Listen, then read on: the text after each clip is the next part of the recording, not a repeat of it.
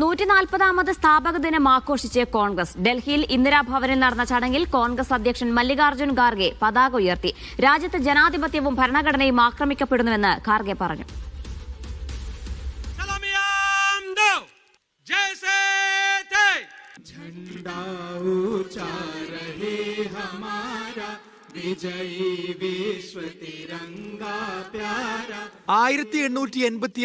December 28 സ്ഥാപിച്ച Indian national കോൺഗ്രസിന് 140 വയസ്സ്.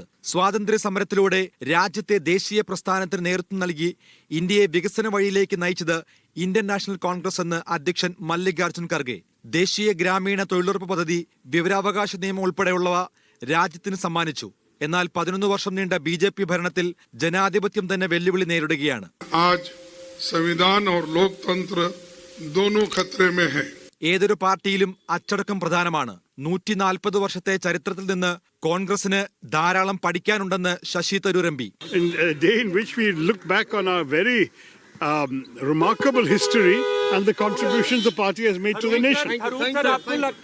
ഇന്ദിരാഭവനിൽ നടന്ന ചടങ്ങിൽ സോണിയാഗാന്ധി, രാഹുൽ ഗാന്ധി, KC വേണുഗോപാൽ, മറ്റു കോൺഗ്രസ് പ്രവർത്തക സമിതി അംഗങ്ങൾ ഉൾപ്പെടെ പങ്കെടുത്തു. മീഡിയ 1, ഡൽഹി.